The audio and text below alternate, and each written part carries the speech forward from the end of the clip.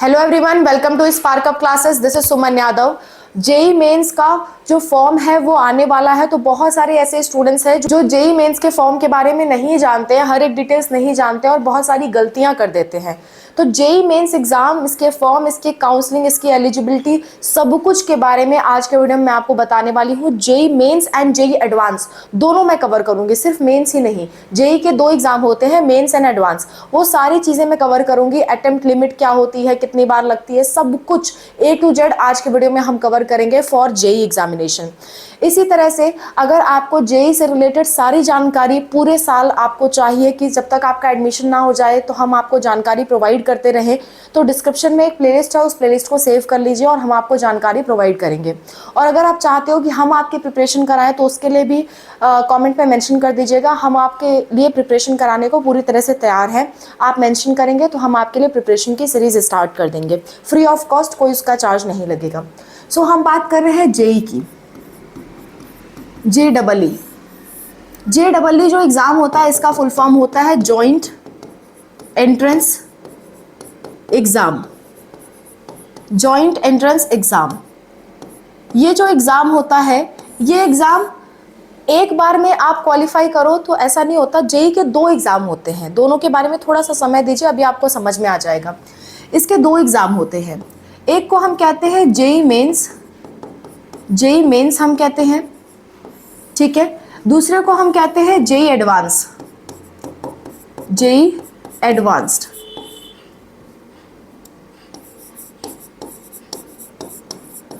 इसके ये दो एग्जाम होते हैं, ठीक है, और हर साल ये एग्जाम कराया जाता है। अगर मैं जेई मेंस की बात करूं तो जेई मेंस जो है एक साल में दो बार कराया जाता है, यानी कि 2 times इन 1 year। एक साल में 2 बार कराया जाता है जेई मेंस का एग्जाम। और जो जेई एडवांस है वंस ए ईयर, मतलब 1 time एक ईयर में एक बार ही कराया जाता है, 1 time पर ईयर। एक साल में एक बार ही इसे कराया जाता है, ठीक है। तो जेई मेंस के फॉर्म भी 2 बार आते हैं। जब 2 बार एग्जाम होता है तो फॉर्म भी 2 बार आता है। आप चाहे तो इकट्ठे अप्लाई कर दो, चाहे तो 2 बार अलग अलग अप्लाई करो, आपकी मर्जी होती है वो। तो जेई का जो एग्जाम होता है एक बार, एक एग्जाम को हम कहते हैं सेशन 1, पहले एग्जाम को कहते हैं सेशन 1 और ये होता है जनवरी में, और दूसरे एग्जाम को हम कहते हैं सेशन 2 और ये होता है आपका अप्रैल में। यानी कि हर साल जनवरी और अप्रैल में एग्जाम होता है। जनवरी वाले एग्जाम को हम कहते हैं सेशन 1, अप्रैल वाले एग्जाम को कहते हैं सेशन 2। सेशन 1 का एग्जाम हो गया, रिजल्ट आ गया, उसके बाद फिर सेशन 2 का एग्जाम होता है। और इसके जो फॉर्म है वो सेशन 1 के अभी से आ चुके हैं। आप चाहो तो सेशन 1 और 2 का इकट्ठे फॉर्म भर सकते हो, या फिर आप चाहो तो सेशन 1 का पहले भरो, फिर नहीं क्वालिफाई हुए तो सेशन 2 का भरना, वो आपकी मर्जी के ऊपर होता है। जो एडवांस होता है, एडवांस का जो फॉर्म है, एडवांस का फॉर्म आपका लगभग मई में आता है और इसका जो एग्ज़ाम होता है वो आपका जून जुलाई में होता है। जून जुलाई में इसका एग्ज़ाम होता है। यानी कि सेशन 1 और 2 का जब रिजल्ट आ जाएगा और जो लोग क्वालिफाई करेंगे वही जेई एडवांस का एग्ज़ाम दे सकते हैं। ऐसा नहीं होता कि जेई एडवांस का एग्ज़ाम आप डायरेक्टली दे सको। जो जेई मेन में क्वालिफाई करेगा वही जेई मेन्स में जेई एडवांस में जाएगा। अगर कोई जेई मेन में क्वालिफाई नहीं किया वो जेई एडवांस का एग्जाम नहीं दे सकता, ठीक है। तो जेई मेन 2 बार आपके पास चांस है एक साल में, दोनों में से किसी भी एक बार भी आप क्वालिफाई कर लेते हो तो आप जेई एडवांस का एग्जाम दे सकते हो। समझ आ गई बात? अब ये तो बेसिक बात थी कि ये एग्जाम 2 शिफ्ट में होता है, मतलब 2 अलग अलग एग्जाम्स का होता है। पहले एग्जाम 2 बार होता है एक साल में, सेशन 1 सेशन 2, और एडवांस वाला एक बार होता है एक साल में। अब हम आगे की थोड़ा बात करते हैं। एलिजिबिलिटी क्या क्या है, कौन कौन से लोग एलिजिबल हैं इसके लिए। Eligibility,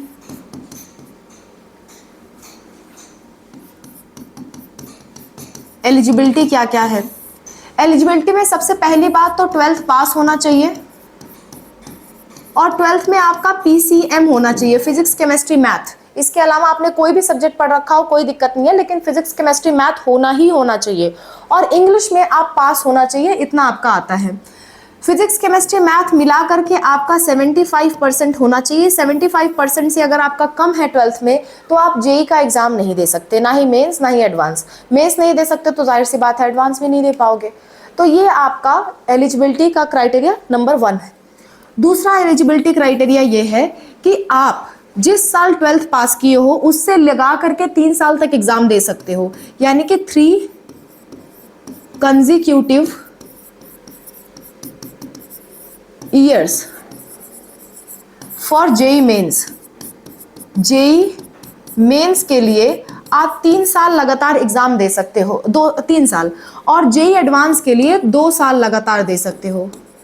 consecutive years for JEE advance.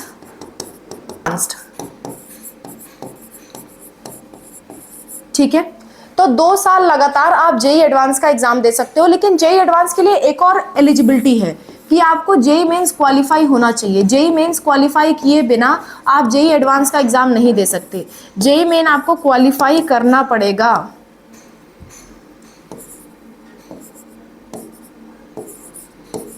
Qualify, बिना जेई मेन क्वालिफाई किया आप जेई एडवांस नहीं दे सकते। समझ आ गई बात? अब इसको थोड़ा सा डिटेल में समझते हैं। फॉर एग्जाम्पल, अगर मैं थोड़ा सा पेन का कलर चेंज कर लेती हूँ। अगर आपने 12th पास किया है, 12th अगर आपने पास किया है 2025 में, तो आप 2025 में एग्जाम दे सकते हो, 2026 में एग्जाम दे सकते हो, 2027 में दे सकते हो। और जेई एडवांस जो है वो आप 2025 में दे सकते हो और 2026 में दे सकते हो। अगर आपका 2025 में मेंस क्वालिफाई नहीं हुआ तो आप 2025 वाला एडवांस का अटेम्प्ट खो बैठोगे। फिर 2026 का मौका रहेगा, क्वालिफाई हुआ तो एक बार आपको जेई एडवांस देने का मौका मिलेगा, नहीं क्वालिफाई हो पाए तो अगला मौका आपके लिए नहीं है। समझ गए? अच्छा, इसमें 2025 में भी 2 बार एग्जाम होगा जेई मेंस का, सेशन 1 सेशन 2। आप दोनों दे सकते हो, दोनों में से कोई एक भी दे सकते हो, वो आपकी मर्जी के ऊपर है। पर आप दोनों दोगे तो आपका वो दोनों अटेम्प्ट रहेगा। दोनों नहीं दोगे, एक दोगे तो एक अटेम्प्ट आप ऐसा सोचो कि अगले साल शिफ्ट हो जाए तो नहीं होगा। फॉर एग्जाम्पल, थोड़ा सा डिटेल में समझाती हूँ। एक एग्जाम्पल के तौर पे कि 12th आपने 2025 में पास किया है, ठीक है, तो 2025 में आप एग्जाम दे सकते हो, 2026 में दे सकते हो, 2027 में दे सकते हो। किसका? जेई मेंस का। जेई मेंस का, ठीक है। इस चीज को ध्यान से समझ लीजिए। ये अटेम्प्ट से रिलेटेड बहुत सारे लोग कंफ्यूज रहते हैं, तो मैं आपको ध्यान से समझने को कह रही हूँ। देखिए, 2025 में आपने एग्जाम दिया तो 2025 में सेशन 1 होगा, यानी कि जनवरी वाला, और सेशन 2 भी होगा। अब बच्चा जब 12th में रहता है ना, तो सेशन 1 यानी कि जो जनवरी में एग्जाम है उसके बारे में उसे नॉलेज नहीं होती, तो वो सोचता है मैं डायरेक्ट सेशन 2 दूंगा, अप्रैल वाला। तो बिल्कुल आप दे सकते हो, दोनों में से कोई एक दो, और किसी एक में भी आप क्वालिफाई होते हो तो भी आप जेई एडवांस में जा सकते हो। तो मान लेते हैं सिर्फ किसी बच्चे ने सेशन 2 दिया और उसका नहीं हो पाया, तो अगले साल वो सेशन 1 एंड सेशन 2 देगा। ये वाला जो उसके हाथ से है, ये वाला, ये उसके हाथ से चला जाएगा, यानी कि सेशन 1 खत्म हो जाएगा, उसके हाथ से चला जाएगा। अगर जिसने नहीं दिया उसका वो डिलीट। ऐसा नहीं है कि आपने नहीं दिया था तो आपको फिर से कभी किसी अगले साल मौका मिलेगा, ऐसा नहीं। जो आपने नहीं दिया वो डिलीट, वो अटेम्प्ट खत्म आपका, ठीक है। या आपने दे दिया तो भी वो अटेम्प्ट खत्म, आप निकाल पाए तो ठीक, नहीं निकाल पाए तो भी ठीक, वो अटेम्प्ट आपका खत्म। अब इस साल किसी बच्चे ने सेशन 2 दिया था तो जेई एडवांस मान लेते हैं सेशन 2 में वो क्वालिफाई हो गया, तो जेई एडवांस उसने एग्जाम दिया लेकिन वो क्वालिफाई नहीं हो पाया, तो उसका ये वाला अटेम्प्ट खत्म। अब उसके बाद सिर्फ 2026 का एक और अटेम्प्ट बचा हुआ है। ऐसा नहीं होगा कि इस बार उसने नहीं दिया, मान लेते हैं सेशन 2 उसने दिया था, एडवांस नहीं दिया, तो ऐसा नहीं है कि ये छोड़ दोगे तो अगले साल आपको एक बार और मौका मिलेगा, नहीं। आपको 2 बार मौके दिए जा रहे हैं, आपने लिया तो ठीक, नहीं लिया तो वो मौका आपके हाथ से गया, वो आगे की ओर शिफ्ट नहीं होगा। आपको आई होप मेरी बात समझ में आ रही है। तो ये जेई एडवांस से रिलेटेड और जेई मेन से रिलेटेड कुछ बातें थी। 3 कंसेक्यूटिव ईयर्स और 2 कंसेक्यूटिव ईयर्स का यही मतलब है। समझ आ गई बात? अब तीसरी बात कर लेते हैं। आप किसी भी बोर्ड से पास किए हो, एनी बोर्ड एग्जाम, किसी भी बोर्ड एग्जाम से पास किए हो, आप एलिजिबल हो। एनी बोर्ड एग्जाम जो कि पहचान में है, ऐसा नहीं कि खुद का कोई बोर्ड बना के कर लिया, नहीं।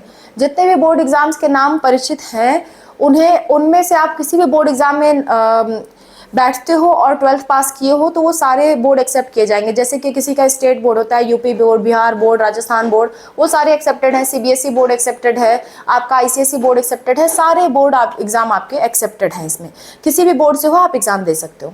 एक और बात, ये अगर आप SC ST के बच्चे हो, SC ST, और आपका 65% है तो भी आप एलिजिबल हो, ये बात भी आप ध्यान रखिएगा। तो ये बात हो गई एलिजिबिलिटी से रिलेटेड। पूरी पूरी एलिजिबिलिटी मैंने आपको बता दी कि जेई मेंस और जेई एडवांस की एलिजिबिलिटी क्या है। आगे बात कर लेते हैं कि पेपर क्या होता है। जेई मेंस की अगर बात करें, जेई मेंस, इसमें देखिए पहला 3 पेपर होते हैं, टोटल 3 पेपर, और कोई जरूरी नहीं है कि आप तीनों दो, आप तीनों में से कोई भी एक दे सकते हो, 2 दे सकते हो, या चाहो तो तीनों दे दो, आपकी मर्जी। पहला होता है पेपर 1, उसका नाम ही होता है पेपर 1। दूसरा होता है आपका पेपर 2A, तीसरा होता है आपका paper 2B, paper 2B। Paper 1 जो होता है ये होता है बीई कोर्स के लिए या फिर बीटेक कोर्स में आप एडमिशन लेना चाहते हो तो उसके लिए। ज्यादातर बच्चे जेई मेंस को इंजीनियरिंग का ही एग्जाम समझते हैं और ये बीई बीटेक वाला ही समझते हैं, तो ज्यादातर बच्चे यही एग्जाम देते हैं। और यही वो एग्जाम है जिसमें आपका physics chemistry physics chemistry math पूछा जाता है। फिजिक्स केमिस्ट्री मैथ की जो आप तैयारी कर रहे हो वो इसी एग्जाम के लिए होता है। तो अगर आप ये करना चाहते हो तो सिर्फ एक का फॉर्म भरना, ऐसा नहीं कि आप सारे भर दे रहे हो। एक बार सारा भर दिया तो एडिट नहीं होगा और आपको सारे के पैसे देना पड़ेंगे। पिछली बार बहुत सारे बच्चे इस चीज़ में फंसे थे, तो मैं चाहती हूँ आप इसमें ना फंसे। अगर आपको फॉर्म भरना नहीं आता है, आपको लगता है आपसे गड़बड़ हो सकती है, या आपको जानकारी नहीं है, कोई आसपास साइबर कैफे वाला समझदार नहीं है जो आपका फॉर्म भर सके, तो आप हमसे भरवा सकते हो। वैसे कोशिश करना अगर आप खुद भर सको या आसपास लोगों से भरवा सको तो वो करना, लेकिन कहीं से भी रास्ता ना मिले, आप हमसे भरवाना चाहते हो तो मैं अपना फ़ोन नंबर बता देती हूँ। ये हमारा फ़ोन नंबर है 8957391589। ये हमारा फ़ोन नंबर है। इस फ़ोन नंबर पे आप व्हाट्सएप पे मैसेज कर सकते हैं। व्हाट्सएप पे आप मैसेज करेंगे, हम आपको QR कोड भेजेंगे। अगर आपको हमसे फॉर्म भराना है तो हम 1500 रुपये आपसे लेंगे और आपका फॉर्म भर देंगे, ठीक है। हम 1500 रुपये आपसे लेंगे, यानी कि 1500, और उसमें आपका फॉर्म भर देंगे। दूसरी बात, अगर आप डाउट में हो, कोई छोटा मोटा आपको डाउट है, आपको सिर्फ बात करना है, तो 200 का पेमेंट करके आप हमसे बात भी कर सकते हो, ओके। अच्छा, बाकी अगर आपको जानकारी चाहिए कोई, तो हर एक तरह की वीडियोस हमने अपलोड की हुई हैं, आप उससे जानकारी ले सकते हो। डिस्क्रिप्शन में प्लेलिस्ट है जिसमें जेई की सारी जानकारी हम आपको प्रोवाइड करेंगे। आप कमेंट में भी लिख दोगे तो कमेंट का भी आपको रिप्लाई मिलेगा, और ये सब फ्री ऑफ कॉस्ट है।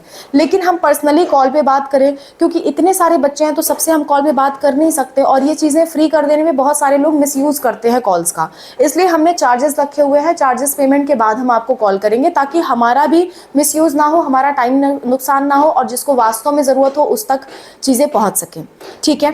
और जो 1500 चार्जेस हैं वो, क्योंकि फॉर्म भरने में बहुत समय लगता है, हम भी अपना समय आप पे इन्वेस्ट कर रहे हैं, तो उसके लिए तो हम चार्ज करेंगे, राइट। बाकी अगर आपको ऐसा ऑप्शन मिलता है कि आसपास कहीं अच्छा साइबर कैफ़े है, वो कम में कर देते हैं, सही कर देते हैं, तो बिल्कुल आप उनके पास करवाइए, that will be even fair.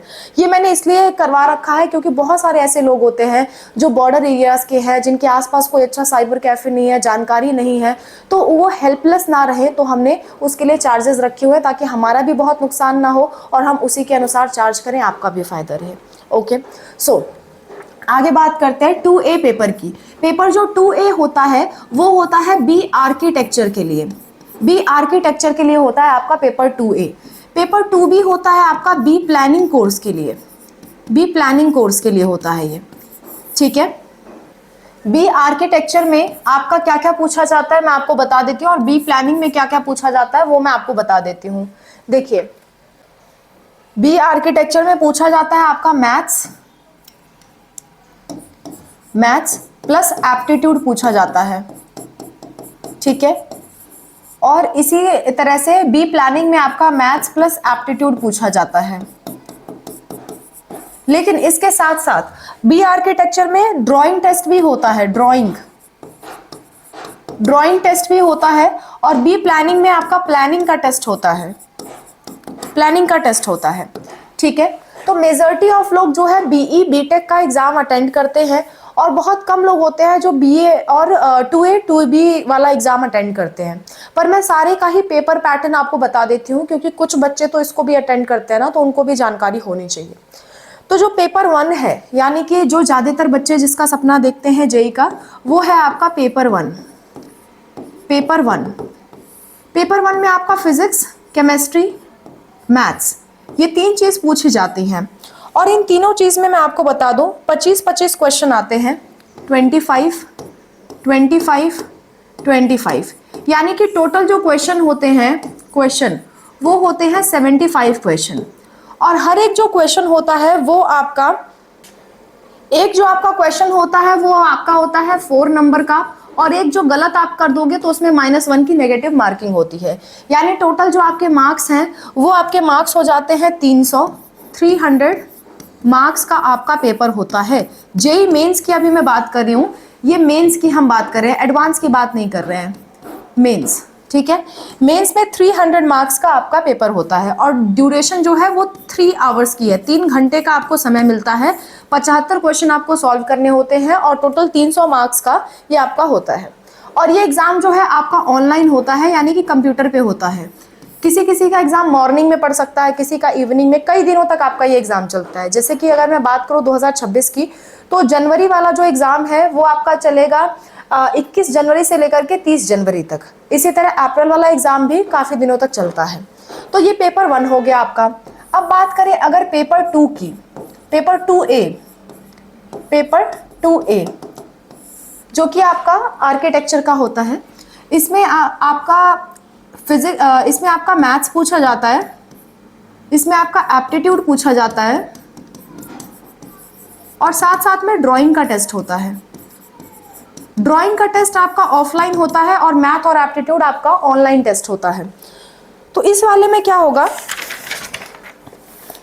इस वाले में मैथमेटिक्स में आपके 25 क्वेश्चन पूछे जाते हैं, एप्टीट्यूड में आपके 50 क्वेश्चन पूछे जाते हैं, 50 क्वेश्चंस, और ड्राइंग में आपके 2 क्वेश्चन पूछे जाते हैं।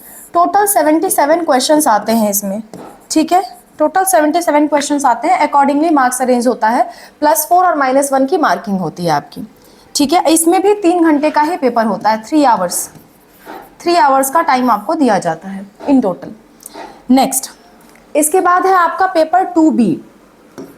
पेपर 2B, जो आपका पेपर 2B है उसमें भी मैथ्स के क्वेश्चन पूछे जाते हैं प्लस एप्टीट्यूड के क्वेश्चन पूछे जाते हैं और साथ में प्लानिंग के क्वेश्चन पूछे जाते हैं, प्लानिंग। तो जो मैथ्स के क्वेश्चन है, मैथ्स के आपके 25 क्वेश्चन आते हैं, 25, एप्टीट्यूड के 50 क्वेश्चन आते हैं और प्लानिंग के भी 25 क्वेश्चन आते हैं। यानी टोटल आपके इसमें 100 क्वेश्चन आते हैं, इसमें टोटल आपके 100 क्वेश्चंस आते हैं और ये भी आपका 3 घंटे का पेपर होता है, 3 आवर्स का। सेम मार्किंग स्कीम है कि +4 -1 की मार्किंग इसमें होती है, ठीक है। तो ये जेई मेंस के 3 पेपर होते हैं, paper 1, paper 2A, paper 2B। तीनों का मैंने पैटर्न आपको समझा दिया। और ज़्यादातर बच्चे क्योंकि 1 लेते हैं, तो अगर आप सिर्फ इंजीनियरिंग करने का सोच रहे हो और फिजिक्स, केमिस्ट्री, मैथ की प्रिपरेशन कर रहे हो तो पेपर 1 भरना, क्योंकि पैसे बहुत लगते हैं। मैं आपको फ़ीस भी बता देती हूँ कि कितना फ़ीस लगता है। तो फीस में रजिस्ट्रेशन की फ़ीस जो है आपकी, रजिस्ट्रेशन यानी कि फॉर्म भरने की जो फ़ीस है वो एक सेशन की,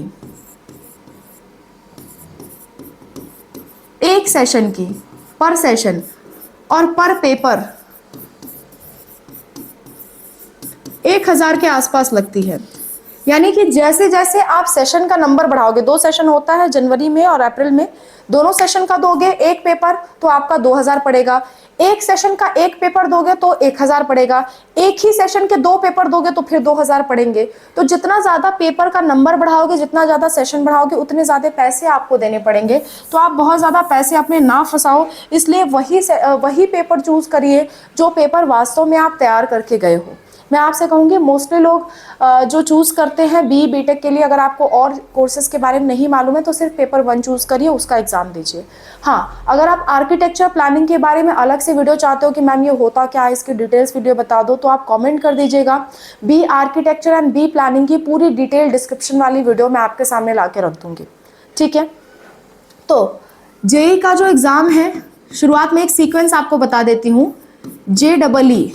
JEE मेंस का पहले एग्ज़ाम होगा और मेंस में भी होगा आपका सेशन 1 का एग्ज़ाम होगा। पहले फॉर्म आएगा, फिर एग्ज़ाम होगा। एग्ज़ाम आने के बाद आपका आएगा इसका रिजल्ट, और कुछ बच्चे ऐसे होंगे जो इसमें क्वालिफाई कर गए होंगे, कुछ वैसे होंगे जो नहीं क्वालिफाई किए होंगे। तो रिजल्ट आने के बाद किसी ने क्वालिफाई अगर नहीं किया है तो वो दोबारा क्या देगा, सेशन 2 का एग्ज़ाम देगा। सेशन 2 के एग्ज़ाम के बाद भी उसका क्या आ जाएगा, रिजल्ट। और रिजल्ट आने के बाद जो लोग क्वालिफाई होंगे वो क्या करेंगे, जेई एडवांस का एग्ज़ाम देंगे। जेई एडवांस का जब एग्ज़ाम हो जाएगा तो दोबारा आएगा इसका रिजल्ट, और रिजल्ट आने के बाद दोनों के साथ में शुरू होगी आपकी काउंसलिंग। और काउंसलिंग की जो वेबसाइट होती है उसे हम कहते हैं जोसा की वेबसाइट पे आपकी काउंसलिंग होती है। इसकी जो काउंसलिंग होती है वो जोसा की वेबसाइट पे होती है, जेई मेंस के लिए भी और एडवांस के लिए भी। देखिए, जिसने सिर्फ मेंस क्वालिफाई किया, सिर्फ और सिर्फ मेंस क्वालिफाई किया, तो सिर्फ मेंस क्वालिफाई करने वालों को क्या मिलेगा, सिर्फ मेंस क्वालिफाई करने वालों को मिलेगा गवर्नमेंट बीटेक कॉलेज, ठीक है। बहुत सारे गवर्नमेंट बीटेक कॉलेज होते हैं, एनआईटी होते हैं, और आपके प्राइवेट बीटेक कॉलेज। जिस हिसाब से आपका मार्क्स होगा उस हिसाब से आपको वो मिलेगा, समझ गए। अच्छा, इसी तरह से जब आप एडवांस क्वालिफाई कर लोगे, एडवांस क्वालिफाई कर लोगे तो आपको गवर्नमेंट बीटेक भी मिलेंगे। गवर्नमेंट बीटेक, बहुत सारे गवर्नमेंट यूनिवर्सिटीज़ होती हैं बीटेक की। आपको आईआईटी भी मिलेगा, आपको एनआईटी भी मिलेगा, और प्राइवेट में तो कोई जाता नहीं है तो प्राइवेट की बात छोड़ दो, चाहो तो जा सकते हो, लेकिन जेई एडवांस जिसने क्वालिफाई कर लिया वो प्राइवेट में क्यों ही जाएगा, ठीक है। तो ये आपके कॉलेजेस होते हैं। फ़ायदा ये है एडवांस का कि आपको आईआईटी मिल जाती हैं, और आईआईटी की बड़ी इंपॉर्टेंस है बीटेक के कोर्स में। तो आईआईटी पाने के लिए आपको एडवांस का एग्ज़ाम देना पड़ता है, ठीक है। आगे बढ़ते हैं। तो जितने भी आपके आईआईटी हैं, टोटल आईआईटी की संख्या है आपके 23 आपके आईआईटी हैं।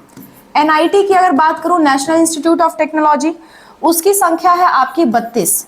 और इसी तरह से आईआईटी होते हैं, ये भी आपको मेंस के थ्रू भी मिल जाता है और एडवांस से भी मिल जाता है, जैसे भी आप लेना चाहो, ठीक है। इसकी टोटल संख्या है 26। और जो GIFTs हैं, यानी कि जो गवर्नमेंट इंस्टीट्यूट्स हैं, extra government funded technical institute हैं जो, उसकी जो संख्या है वो टोटल 40 है। यानी कि इतने कॉलेजेस, टॉप कॉलेजेस इतने आपके लिए अवेलेबल हैं। इतने कॉलेजेस में एडमिशन होता है तो लोग मानते हैं कि हाँ चलो बहुत अच्छा सा एग्ज़ाम हो गया और बहुत अच्छे से हमारा एडमिशन हो गया। इसके अलावा प्राइवेट कॉलेज तो हैं ही, इसके अलावा प्राइवेट कॉलेजेस भी हैं, बहुत सारे प्राइवेट कॉलेज हैं जिसमें आप एडमिशन ले सकते हो। बहुत सारे ऐसे स्टूडेंट्स हैं जो जेई एडवांस के लिए क्वालिफाई ही नहीं है, जेई मेंस के लिए क्वालिफाई ही नहीं है, या फिर उनका एग्ज़ाम रह जाता है, वो एग्ज़ाम अच्छे से नहीं दे पाते हैं, वो नहीं क्वालिफाई कर पाते। तो मैं उनको एक और चीज़ का सजेशन दूंगी कि वो साथ साथ में CUET का भी एग्ज़ाम दे। CUET एग्ज़ाम में बहुत सारे ऐसे करियर ऑप्शंस हैं बीटेक के लिए ही। CUET एग्ज़ाम में बहुत सारे बीटेक कोर्सेज हैं, और सिर्फ प्राइवेट की बात नहीं कर रही हूँ, गवर्नमेंट कॉलेज भी यहाँ पे बहुत ज़्यादा है, प्लस प्राइवेट कॉलेज भी यहाँ पे बहुत ज़्यादा है। करीबन 240 यूनिवर्सिटी है जिससे यहाँ पे एडमिशन होता है। तो बहुत ज़्यादा चांस होता है कि अगर आप बीटेक लेना चाहते हो और जेई में क्वालिफाई नहीं कर पाते या जेई नहीं निकाल पाते, अच्छा कॉलेज नहीं निकाल पाते, तो आप साइड में CUET की भी तैयारी करिए। और CUET बहुत आसान पड़ता है। CUET की तैयारी की अगर मैं बात करूँ तो CUET में सिर्फ आपको फिजिक्स, केमिस्ट्री, मैथ पढ़ना होता है, और साथ साथ में जनरल टेस्ट पढ़ना होता है, और साथ साथ में इंग्लिश। अगर आप सिर्फ फिजिक्स, केमिस्ट्री, मैथ ही पढ़ते हो तो भी बहुत सारे कॉलेज में हो जाता है, इंग्लिश जनरल टेस्ट ना पढ़ो तो भी। और ये भी सिर्फ आपको 12th क्लास का ही सिलेबस पूछा जाता है, तो बहुत ईजी आपको पड़ता है एज़ कम्पेयर टू जेई। तो आप चाहो तो CUET को भी एज अ ऑप्शन लेकर के चल सकते हो। अगर आपका बीटेक में नहीं हुआ तो CUET दिमाग में रखना, उसका भी आप समय पे फॉर्म भर दीजिएगा। फरवरी में फॉर्म निकलता है, फरवरी मार्च में CUET का, फरवरी नहीं, मार्च मिड मार्च यानी कि 15 मार्च के लगभग निकलता है। तो सीयूटी फॉर्म के लिए भी आप सजग रहिएगा, उसका भी फॉर्म भर दीजिएगा। तब तक आपके सेशन 1 का एग्जाम हो चुका होगा, आप अपनी परफॉर्मेंस देख चुके होंगे। अगर बाई चांस आपको लगता है कि मेरा साल बर्बाद होगा और दिक्कत आ सकती है, मैं नहीं क्वालिफाई कर पाऊंगा, तो साइड में सीयूटी आपके लिए ऑप्शन है और बहुत अच्छा ऑप्शन है। अगर आप ये जानना चाहते हो कि सीयूटी में कौन कौन से गवर्नमेंट के बीटेक कॉलेज और कोर्स हैं और प्राइवेट के कौन कौन से हैं, तो आप कमेंट कर दीजिएगा सीयूटी बीटेक। इतना आप कमेंट कर दोगे तो मैं समझ जाऊंगी और मैं इस पे वीडियो जरूर बना दूंगी। ओके, आगे बढ़ते हैं।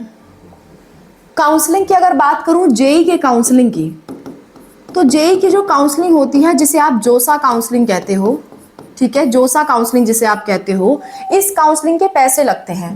रजिस्ट्रेशन का पैसा लगता है 1000 रुपए और इसमें कोई सिक्योरिटी मनी नहीं लगती। बस आपको जब सीट मिल जाती है तो सीट मिलने के बाद सीट फिक्स करने के लिए आपको पैसे देने पड़ते हैं। जैसे नीट वाली काउंसलिंग नहीं है कि आप कॉलेज छोड़ दोगे तो फिर आपको क्या है, सीट नुकसान कर रहे हो तो आपकी सिक्योरिटी फीस लगे, ऐसा कोई यहाँ पे फंडा नहीं है। आपका खाली रजिस्ट्रेशन लगेगा 1000, कॉलेज मिलने के बाद आपको कॉलेज की सीट एक्सेप्टेंस फीस कह लो या फिर उसी को सिक्योरिटी मनी कह लो, वो चीज़ आपको देनी पड़ती है कॉलेज मिलने के बाद। ये ध्यान रखिएगा, वो लगता है 35,000 रुपए गवर्नमेंट कॉलेज के लिए फॉर जनरल एंड ओबीसी, ठीक है, और लगता है आपका 17,500 रुपए for SC ST and PWD. ये आपको तब देना होता है जब आपको सीट मिल जाती है। तो इतना फीस का बजट आप बना करके चलिएगा।